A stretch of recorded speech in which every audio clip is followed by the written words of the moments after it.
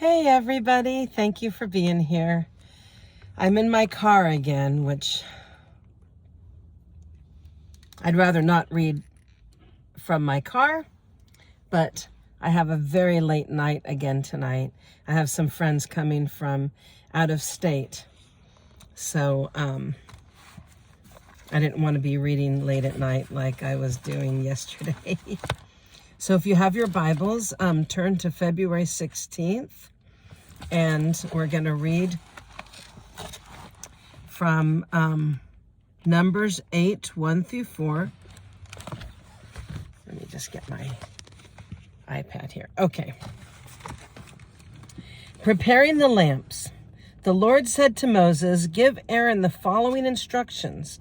When you set up the 7 lamps in the lampstand, place them so that their light shines forward in front of the lampstand." So Aaron did this. He set up the 7 lamps so they reflected their light forward, just as the Lord had commanded Moses. The entire lampstand, from its base to its decorative blossoms, was made of beaten gold. It was built according to the exact design the Lord had shown Moses. And the Levites dedicated. Numbers 8, 5 through 26. Then the Lord said to Moses, "Now set the Levites apart from the rest of the people of Israel and make them ceremonial clean.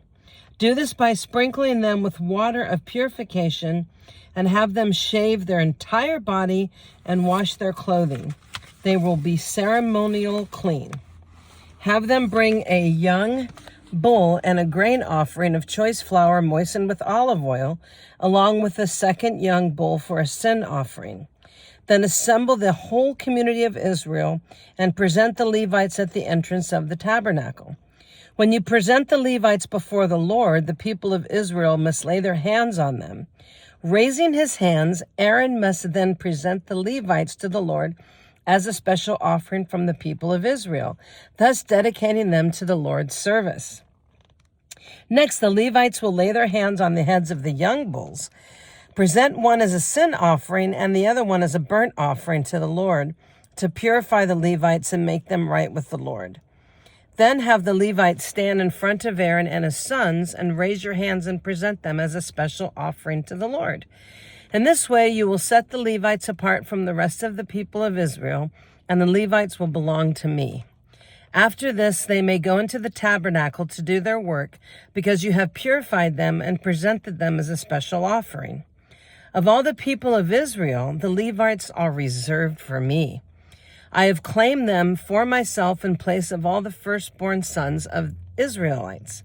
I have taken the Levites as their substitutes. For all the firstborn males among the people of Israel are mine, both of people and of animals. I set them apart for myself on the day I struck down all the firstborn sons of the Egyptians. Yes, I have claimed the Levites in place of all the firstborn sons of Israel. And of all the Israelites, I have assigned the Levites to Aaron and his sons. They will serve in the tabernacle on behalf of the Israelites and make sacrifices to purify the people, so no plague will strike them when they approach the sanctuary." So Moses, Aaron, and the whole community of Israel dedicated the Levites, carefully following all the Lord's instructions to Moses.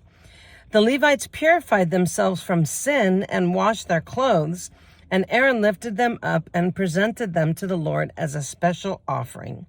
He then offered a sacrifice to purify them and make them right with the Lord. After that, the Levites went into the tabernacle to perform their duties, assisting Aaron and his sons. So they carried out all the commands that the Lord gave Moses concerning the Levites. The Lord also instructed Moses, "This is the rule the Levites must follow. They must begin serving in the tabernacle at the age of 25, and they must retire at the age of 50. After retirement," oh, that would be nice. "After retirement, they may assist their fellow Levites by serving as guards in the tabernacle, but they must not officiate in the service. This is how you must assign duties to the Levites." I guess retirement age was 50. That's kind of cool. The second Passover, Numbers 9, 1 through 14. A year after Israel's departure from Egypt, the Lord spoke to Moses in the wilderness of Sinai In the first month of that year, he said, "Tell the Israelites to celebrate the Passover at the prescribed time. At twilight on the 14th day of the first month, be sure to follow all my decrees and regulations concerning the celebration." So Moses told the people to celebrate the Passover in the wilderness of Sinai as twilight fell on the 14th day of the month. And they celebrated the festival there, just as the Lord had commanded Moses. But some of the men had been ceremonially defiled by touching a dead body, so they could not celebrate the Passover that day. They came to Moses and Aaron that day, and they said, "We have become ceremonially unclean by touching a dead body.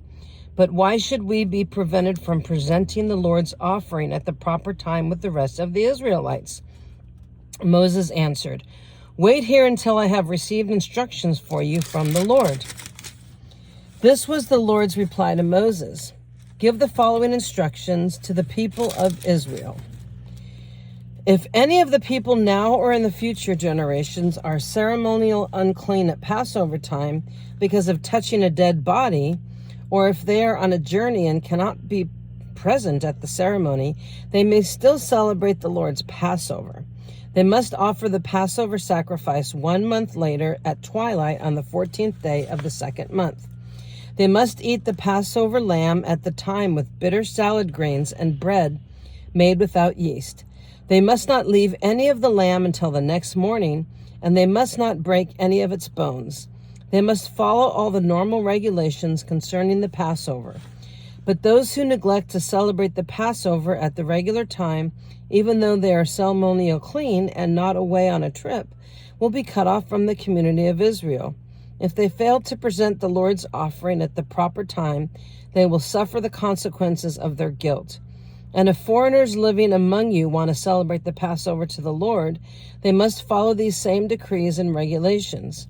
The same laws apply both to native-born Israelites and to the foreigners living among you. Procedures for the burnt offering. Leviticus 1:1-17. The Lord called to Moses from the tabernacle and said, "Give the following instructions to the people of Israel. When you present an animal as an offering to the Lord, you may take it from your herd of cattle or your flock of sheep and goats. If the animal you present as a burnt offering is from the herd, it must be a male with no defects. Bring it to the entrance of the tabernacle so you will be accepted by the Lord. And lay your hand on the animal's head, and the Lord lay your hand on the animal's head, and the Lord will accept its death in your place to purify you, making you right with him." Think about what Jesus did for us. Wow. Then slaughter the young bull in the Lord's presence, and Aaron's sons and priests will present the animal's blood by splattering it against all sides of the altar that stands at the entrance to the tabernacle. Then skin the animal and cut it into pieces. The sons of Aaron the priest will build a wood fire on the altar. They will arrange the pieces of the offering, including the head and the fat, on the wood burning on the altar. But the internal organs and the legs must first be washed with water. Then the priest will burn the entire sacrifice on the altar as a burnt offering. It's a special gift, a pleasing aroma to the Lord.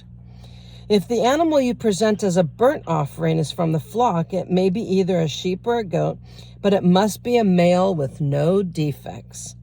Slaughter the animal on the north side of the altar in the Lord's presence, and Aaron's sons, the priests, will splatter its blood against all sides of the altar. Then cut the animal into pieces, and the priests will arrange the pieces of the offering, including the head and the fat, on the wood burning on the altar. But the internal organs and the legs must first be washed with water. Then the priest will burn the entire sacrifice on the altar as a burnt offering. It's a special gift, a pleasing aroma to the Lord. And if you present a bird as a burnt offering to the Lord, choose either a turtle dove or a young pigeon. The priest will take the bird to the altar, wring off its head, and burn it on the altar. But first he must drain its blood against the side of the altar.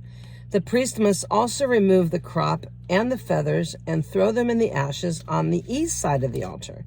Then, grasping the bird by its wings, the priest will tear the bird open, but without tearing it apart.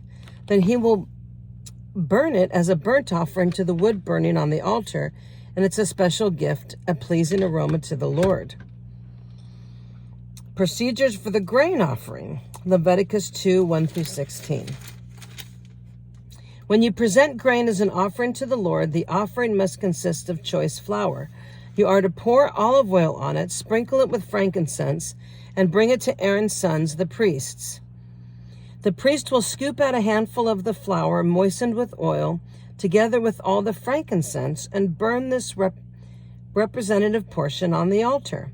It's a special gift, a pleasing aroma to the Lord. The rest of the grain offering will be then given to Aaron and his sons. This offering will be considered a most holy part of the special gifts presented to the Lord. If your offering is a grain offering baked in an oven, it must be made of choice flour but without any yeast. It may be presented in the form of thin cakes mixed with olive oil or wafers spread with olive oil. If your grain offering is cooked on a griddle, it must be made of choice flour mixed with olive oil but without any yeast. Break it into pieces and pour olive oil on it. It's a grain offering. And if your grain offering is prepared in a pan, it must be made of choice flour and olive oil. No matter how a grain offering for the Lord has been prepared, bring it to the priest who will present it on the altar. The priest will take a representative portion of the grain offering and burn it on the altar. It's a special gift, a pleasing aroma to the Lord. And the rest of the grain offering will be then given to Aaron and his sons for their food. This offering will be considered a most holy part of the special gifts presented to the Lord. Do not use yeast in preparation of the grain offerings and that you present to the Lord, because no yeast or honey may be burned as a special gift given to the Lord. You may add yeast and honey to an offering of the first crops of your harvest, but these must never be offered on the altar as a pleasing aroma to God, and also season all your grain offerings with salt to remind you of God's eternal covenant. Never forget to add salt to your grain offerings. If you present a grain offering to the Lord from the first portion of your harvest, bring fresh grains that is coarsely ground and roasted on a fire. Put olive oil on this grain offering and sprinkle it with frankincense. The priest will take a portion of the grain, moistened with oil, together with all the frankincense, and burn it as a special gift to the Lord. And procedures for the peace offering. Leviticus 3, 1 through 17. And if you present an animal from the herd as a peace offering to the Lord, it may be a male or a female, but it must have no defects. So females are for peace. Lay your hand on the animal's head and slaughter it at the entrance of the tabernacle. Then Aaron's sons, the priests, will splatter its blood against all sides of the altar. The priest must not present part of this peace offering as a special gift to the Lord. This includes all. The priest must present part of this peace offering as a special gift, and it must include all the fat around the internal organs, the 2 kidneys and the fat around them near the loins, and the long lobe of the liver. This must be removed with the kidneys, and Aaron's sons will burn them on top of the wood burning on the altar. It's a special gift, and it's pleasing to God. If you present an animal from the flocks as a peace offering to the Lord, it may be a male or a female, but it must have no defects. If you present a sheep as your offering, bring it to the Lord, lay your hand on its head, and slaughter it in front of the tabernacle. Aaron's sons will then splatter the sheep's blood against all sides of the altar. The priest must present the fat of this peace offering as a special gift to the Lord. This includes the fat of the broad tail, cut off near the backbone, all the fat around the internal organs, the 2 kidneys and the fat near the loins, the long part of the liver, and this must be removed with the kidneys, and the priest will burn them on the altar. It's a special gift given to the Lord. And if you present a goat as your offering, bring it to the Lord and lay your hand on its head and slaughter it in front of the tabernacle. Aaron's sons will then splatter the goat's blood against all sides of the altar. The priest must present part of this offering as a special gift to the Lord.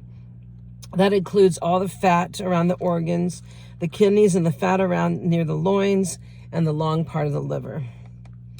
This must be removed with the kidneys, and the priest will burn them on the altar. It's a special gift of food. It pleases the Lord with its aroma. All the fat belongs to the Lord. I want to give all my extra fat to the Lord.